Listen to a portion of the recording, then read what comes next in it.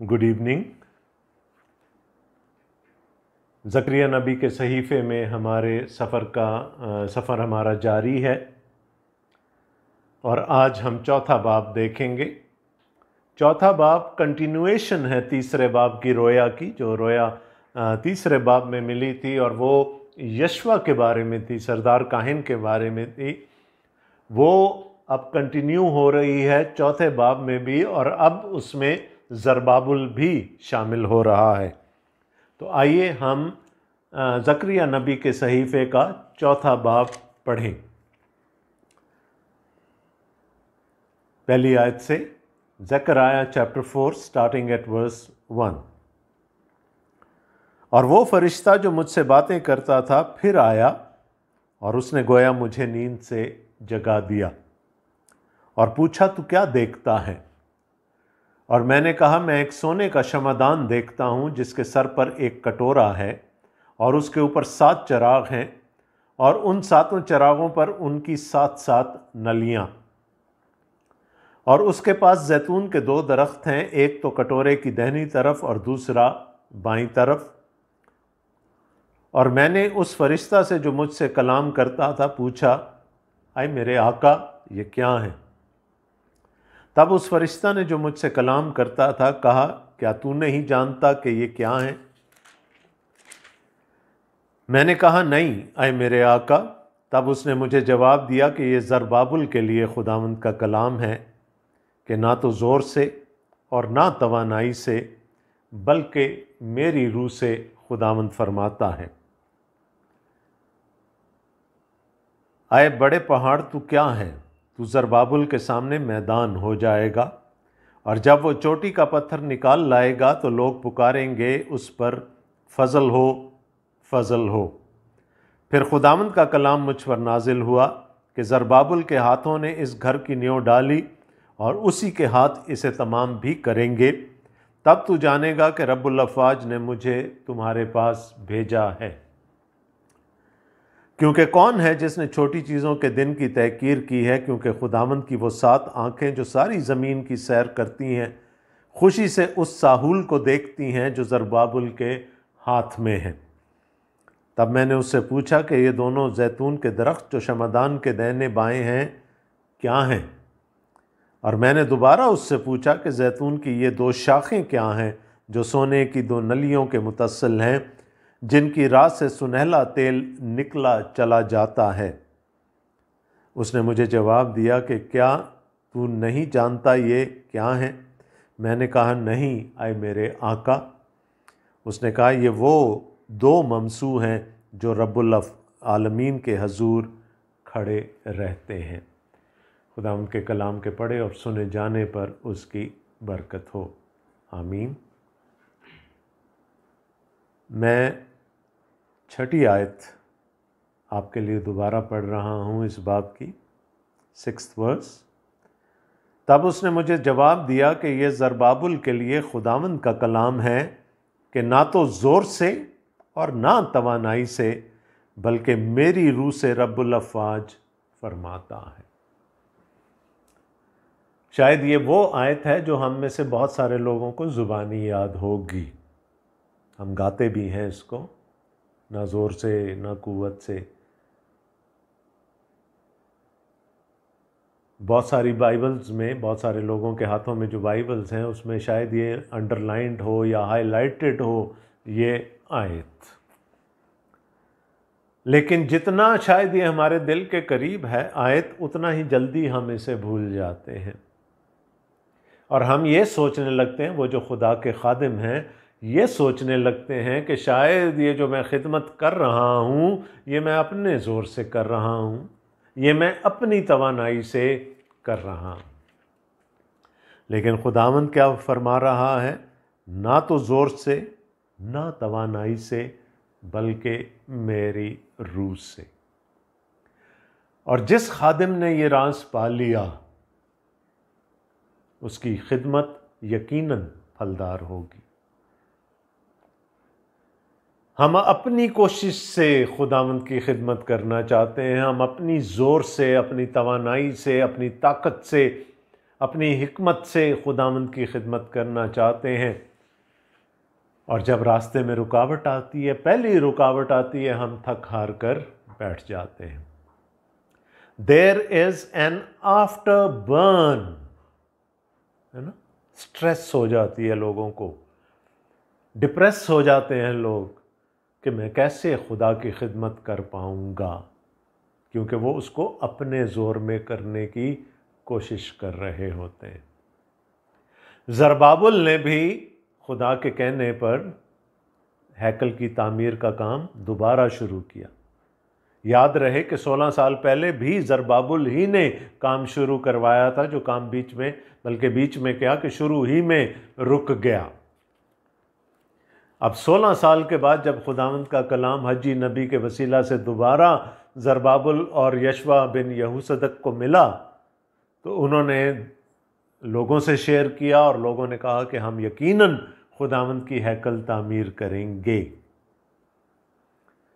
Now there was opposition on the outside, है ना, opposition without।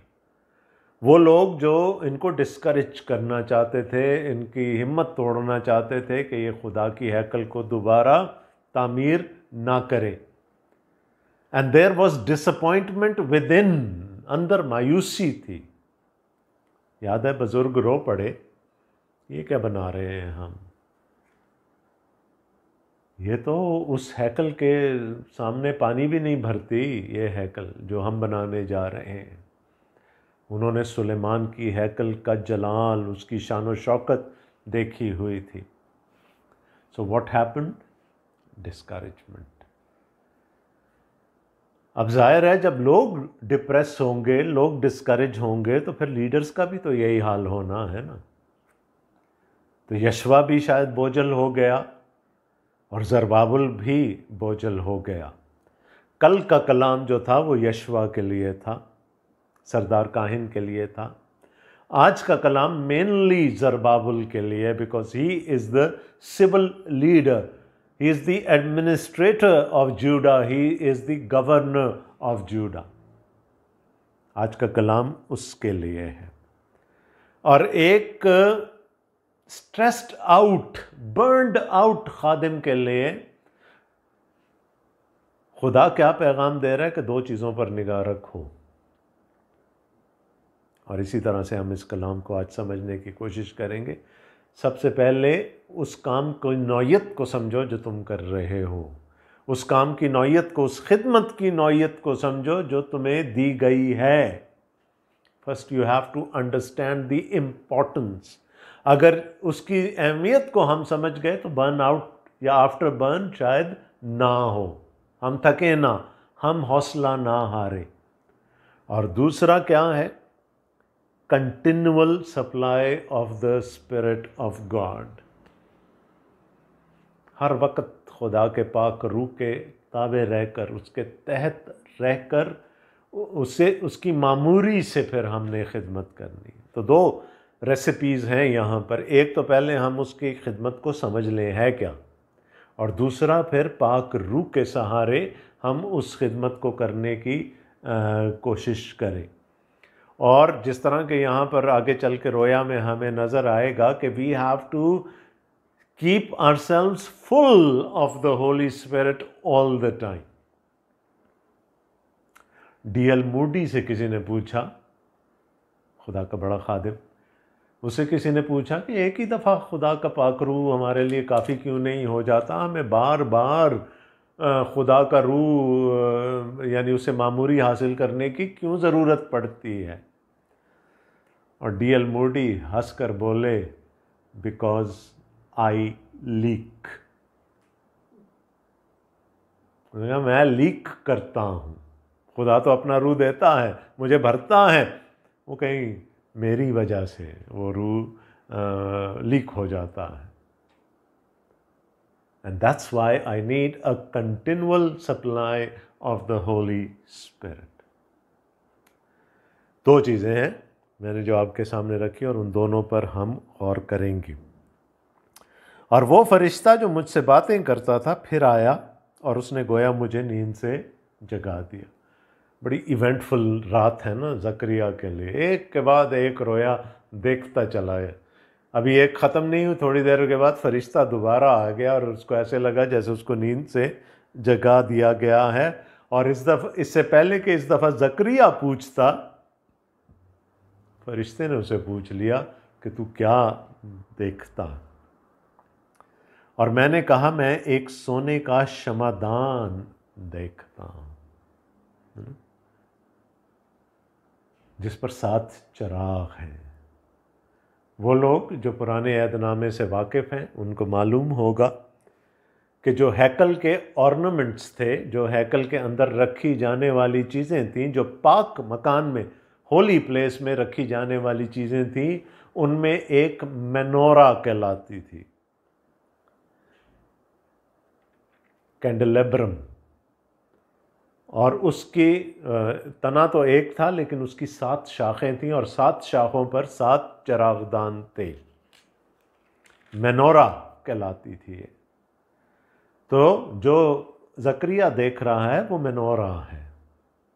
अब याद रहे कि आम आदमी को पाक मकान में जाने की इजाज़त नहीं थी, चाहे वो नबी ही क्यों ना हो, वहाँ सिर्फ काहिन जा सकते थे।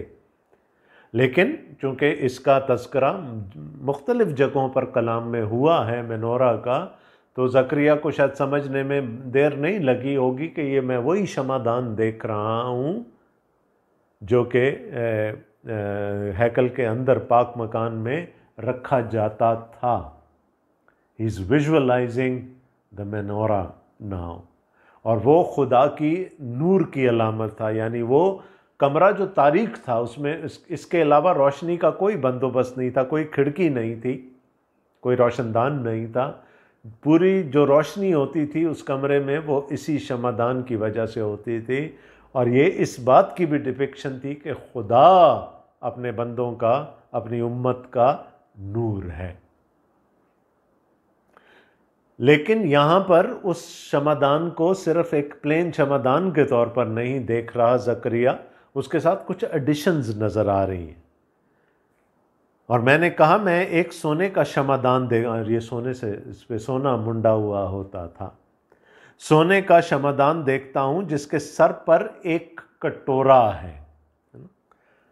देयर इज़ अ बेसन, एक रेजर्वॉयर है, एक कटोरा है, उसके ऊपर, ये जो हैकल में रखे जाने वाला मनोरा था उसके ऊपर नहीं होता था। और उस कटोरे के ऊपर 7 चिराग हैं और उन 7 चिरागों पर उनकी 7 नलियां हैं। अभी थोड़ी सी इंटरप्रिटेशन करना इसकी बड़ी मुश्किल है कि एक बेसन है, उसके अंदर से 49 पाइप्स निकल रहे हैं, छोटे पाइप्स। शमादान तो 7 ही हैं, चिरागदान तो 7 हैं, उन 7 को जलाना है, लेकिन हर चिराग में 7 स्ट्रॉज या नलियां या जो भी आप उसको कह लें, पाइप्स, जो कुछ भी है उस कटोरे से निकल कर वो हर एक चिराग में जा रहे। 7 नलियों का यहाँ पर जिक्र हो रहा। और उसके पास जैतून के 2 दरख्त हैं, एक तो कटोरे की दाहिनी तरफ और दूसरा बाएं तरफ। अब ये भी हैकल के अंदर नहीं था। वो चिराग जो थे वो ऑलिव ऑयल से जलते थे, जैतून के तेल से जलाए जाते थे। और लेकिन यहाँ पर क्या है कि कटोरा है, उससे 7 नलियाँ निकल रही हैं, वो 7 चिरागों में जा रही हैं और साथ में 2 दरख्त हैं और वो दोनों जैतून के दरख्त हैं। और मैंने उस फरिश्ता से जो मुझसे कलाम करता था पूछा, अय मेरे आका ये क्या है? तब उस फरिश्ता ने जो मुझसे कलाम करता था कहा, क्या तू नहीं जानता ये क्या है? तुझे समझ नहीं आई इस रोया की? मैंने कहा नहीं आए मेरे आका। तब उसने मुझे जवाब दिया कि यह ज़रबाबुल के लिए खुदावंद का कलाम है कि ना तो ज़ोर से और ना तवानाई से बल्कि मेरी रूह से रब्बुल अफ़वाज फरमाता है। खुदा क्या पैगाम देना चाह रहा है ज़रबाबुल को? एक थके हुए ज़रबाबुल को, एक डिप्रेस्ड ज़रबाबुल को। डिप्रेस्ड वो किस लिए है कि लोगों का दिल जो है वो लोग दिल शिकस्ता हो गए, पीपल हैव बिकम डिप्रेस्ड।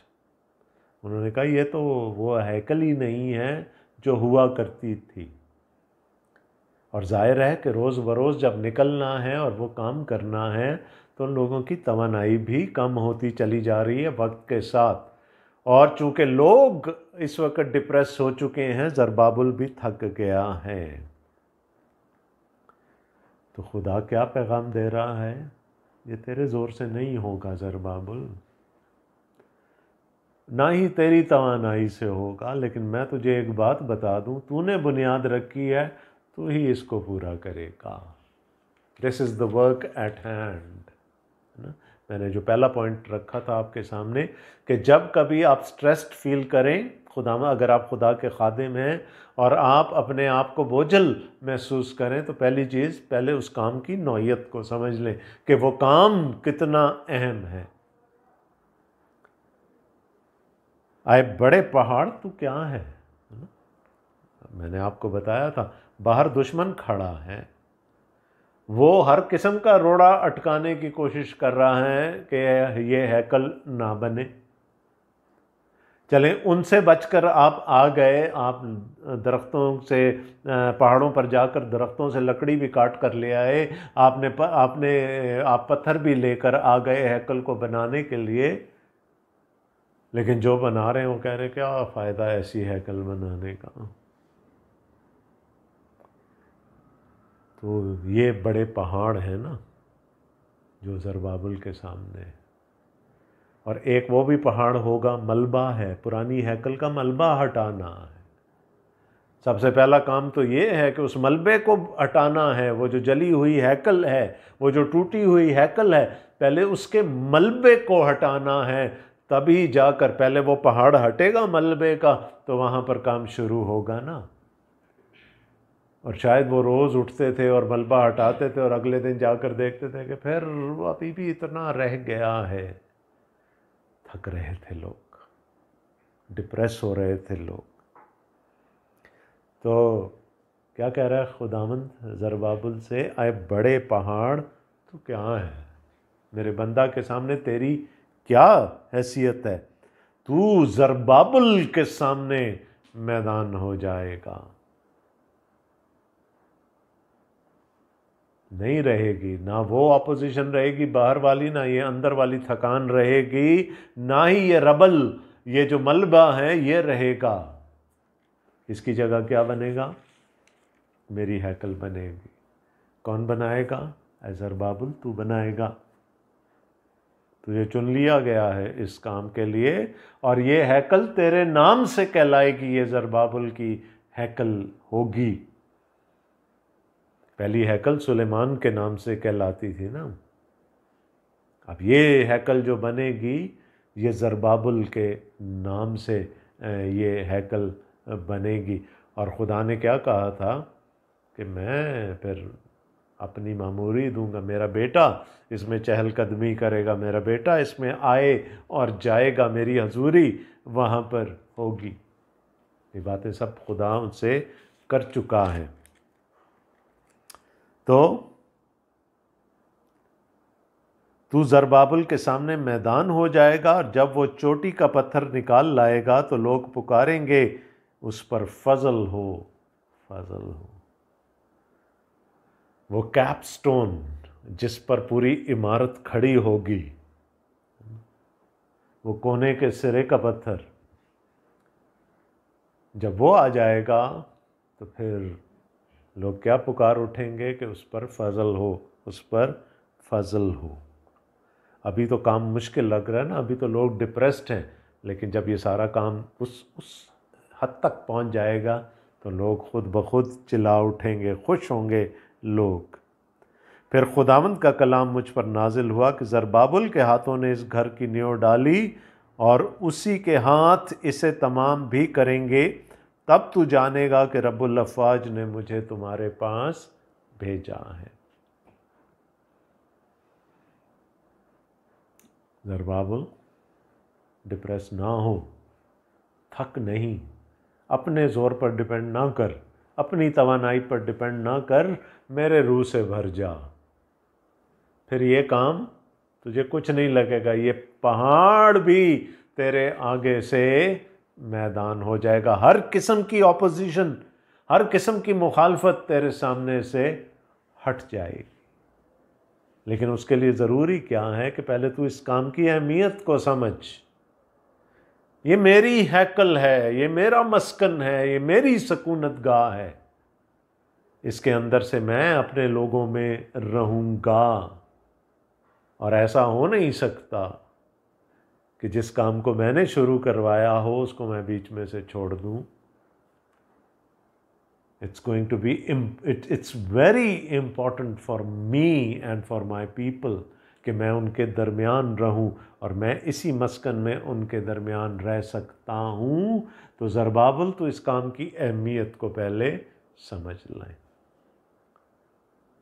और मैंने आपको पहले कहा था कि हम में से बहुत बड़े खातिम जो होते हैं, हम बड़े जोश के साथ नए प्रोजेक्ट शुरू करते हैं, और जब थोड़ी सी मुखालफत आती है, जब थोड़ा सा थक जाते हैं, कहीं पर जिस्मानी तौर पर बोझल हो जाते हैं, कोई फंड्स कम हो जाते हैं, तो हम हाथ पर हाथ धर के बैठ जाते हैं, हिम्मत हार जाते हैं, इसलिए कि शायद हम उसको अपने ज़ोर से करने की कोशिश करते हैं।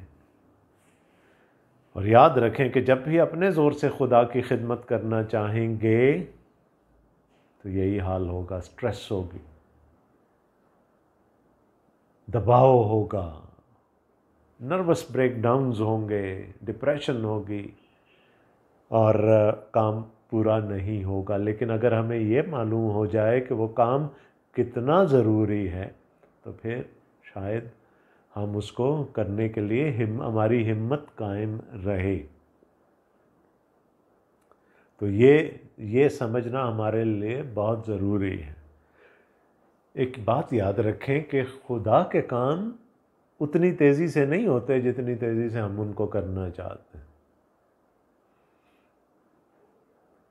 एक शख्स था अब्राम, जिसको खुदा ने चुन लिया और उसे औलाद का वादा कर लिया। अब अगर वो उस वादे पर जाकर बच्चे की पैदाइश की तैयारी शुरू कर देता तो क्या होता? फिर वही बात, सारा उसकी बीवी आधे में जाकर डिप्रेस हो गई ना, और फिर अपनी अक्ल से काम करना चाहा। 25 साल इंतज़ार करवाया खुदा ने, उसकी औलाद को 430 साल मिस्र में रखा, फिर लेके आया। अब्राम से खुदावंद यीशु मसीह तक का ज़माना तकरीबन 2000 साल का है। वादा तो यीशु मसीह में जाकर पूरा होना था ना कि दुनिया के सब कबीले तेरे वसीले से बरकत पाएंगे। 2000 साल लग गए। जब हम अपने ज़ोर से अपनी अक्ल से काम करने तो हम कहते हैं ओह जी प्रोजेक्ट डेडलाइंस मीट करनी है, हमने ये करना है, हमने वो करना है, हमने ये नहीं हो, एक डेडलाइन मिस हो गई तो डिप्रेस होकर बैठ। खुदा इतनी तेज़ी में काम नहीं करता। He takes his own sweet time। तो इसलिए डिप्रेस होने की ज़रूरत नहीं होती। खुदावंद जिस काम को, दाऊद ने कहा आए खुदा मैं तेरे लिए, तेरे नाम से एक घर बनाना चाहता, नहीं कोई ज़रूरत नहीं, तू नहीं बनाएगा, तेरा बेटा बनाएगा।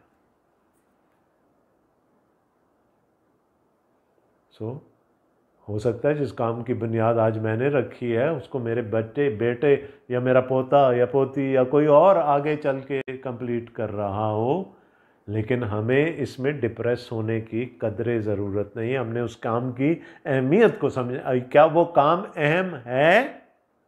अगर है तो फिर that should give us enough motivation to continue. अब दूसरी बात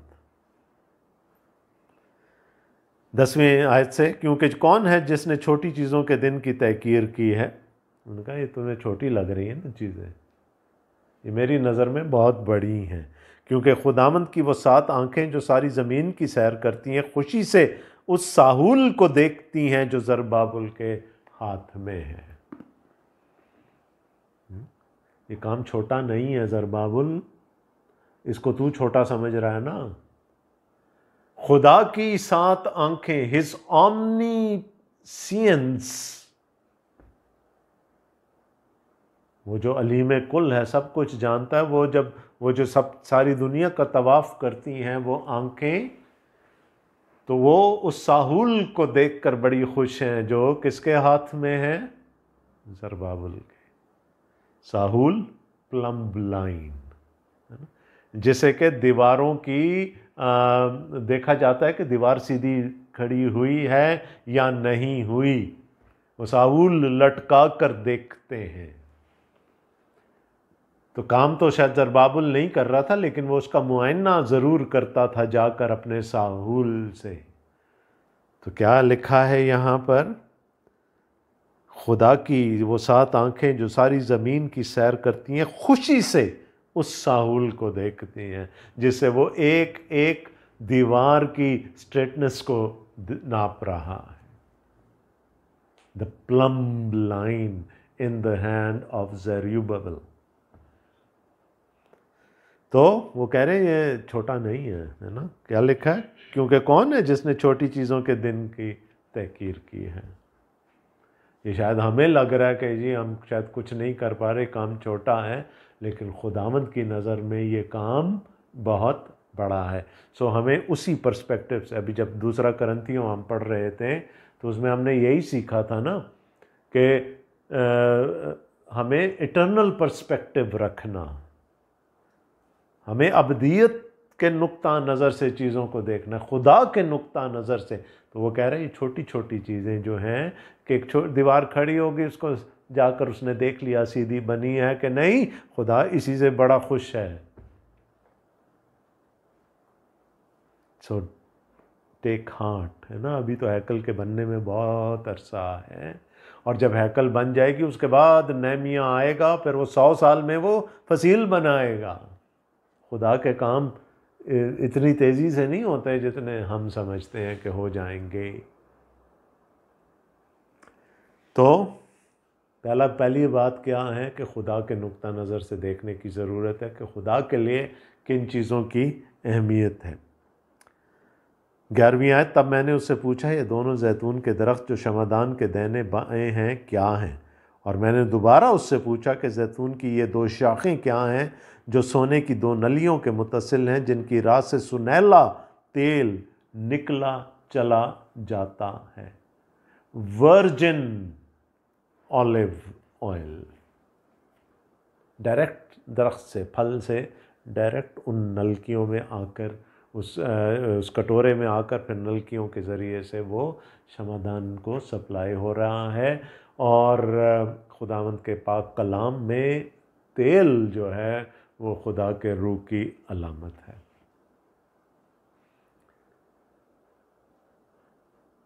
तो क्या है कि उस शमादान को रोशन रखने के लिए, देखें ये काहिनों की जिम्मेदारी होती थी कि मेनोरा कभी बुझने ना पाए, इसलिए वो बार बार जाकर चेक करते थे कहीं तेल तो कम नहीं हो गया, और कम हो गया तो उसको दोबारा भर दिया जाए। तो क्या सिखाने की कोशिश की जा रही है? ना ज़ोर से, ना तवानाई से, बल्कि मेरे रूह से।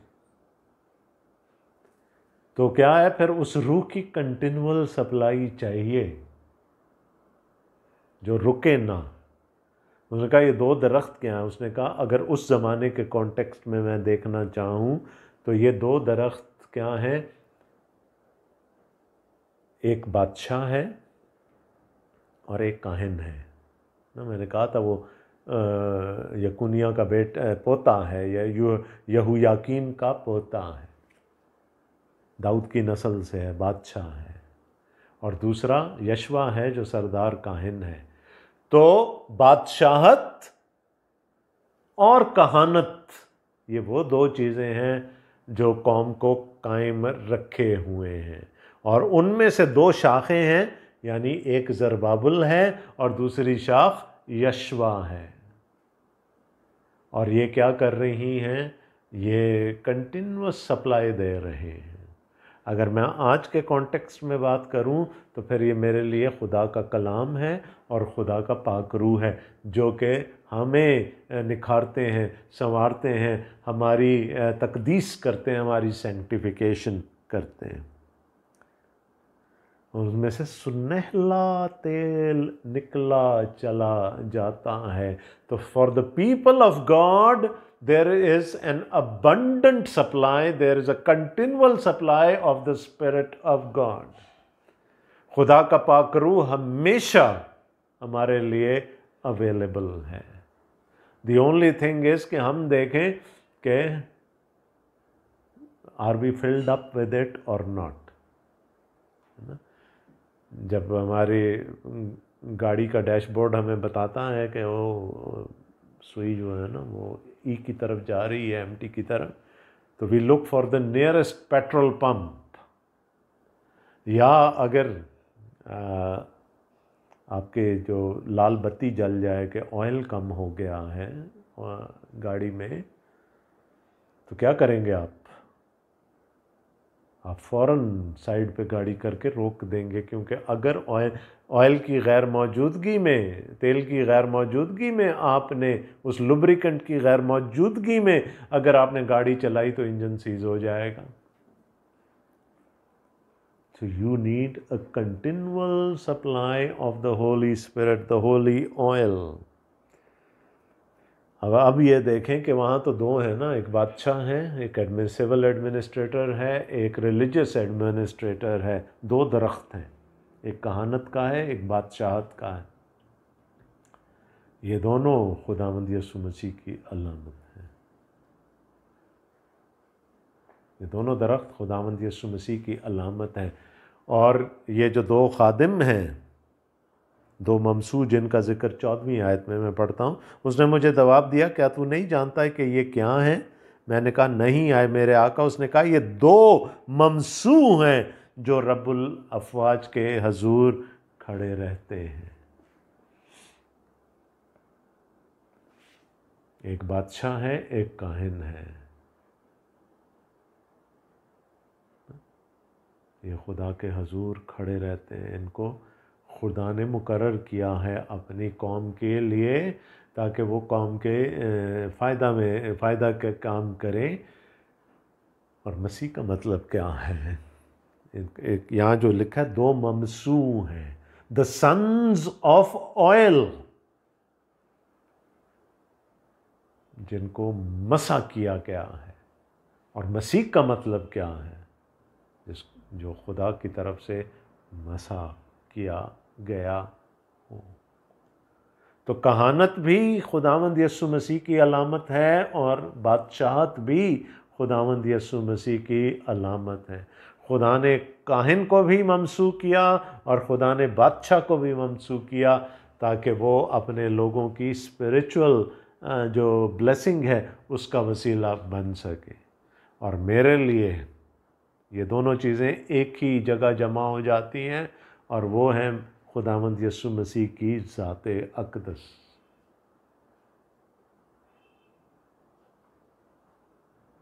और उसके वसीले से उसने कहा, मैं क्या करूँगा? मैं जाता हूँ और मैं जाऊँगा और बाप से दरख्वास्त करूँगा, तो फिर रूह आएगा। तो उसके जाने के बाद फिर अब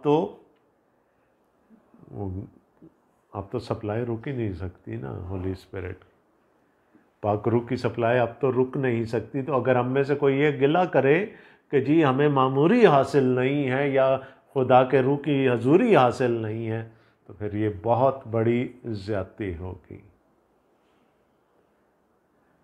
तो मैंने जैसे पहले कहा, खुदा के खादमों के लिए ये पिछला बाब भी यशवा के बारे में था कि उसको उसके गुनाह से पाक कर दिया गया, उसके गंदे कपड़े उतार कर उसको खिल्लत पहनाई गई, लिबास पहनाया गया, ज़री लिबास पहनाया गया, उसकी बदकिरदारी दूर कर दी गई। और फिर खुदा ने उसको अपनी खिदमत पर मामूर किया कि तू मेरे घर की बारगाहों में खिदमत करेगा और तुझे एक्सेस हासिल होगी। जो ये मेरे खादिम तेरे सामने खड़े हैं ना फरिश्ते, जहाँ तक ये पहुँचते हैं वहाँ तक तुझे भी एक्सेस हासिल होगी। वो तो काहिन की खिदमत थी, यशवा की खिदमत थी।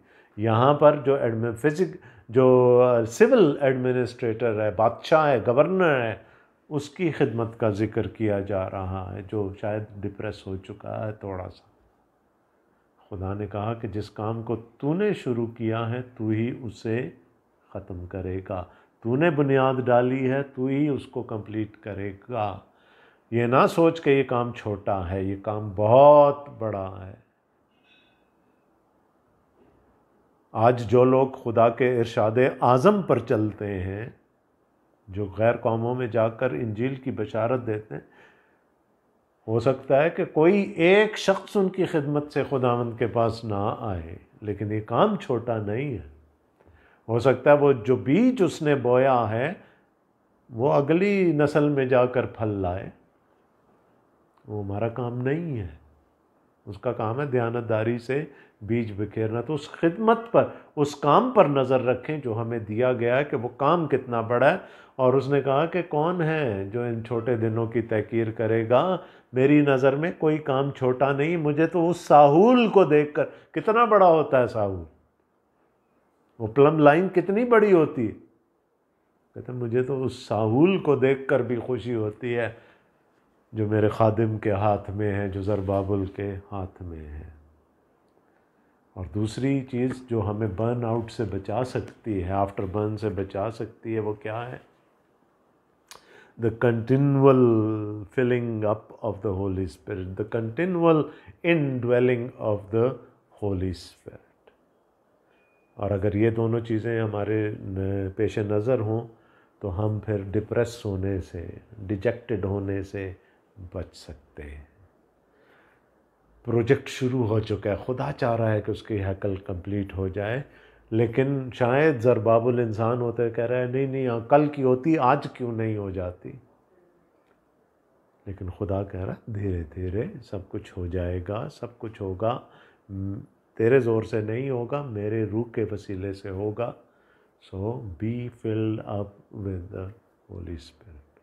यही पैगाम आज मेरे लिए है और यही पैगाम आज आपके लिए है। खुदावंद आप सबको बड़ी बरकत दे। आमीन।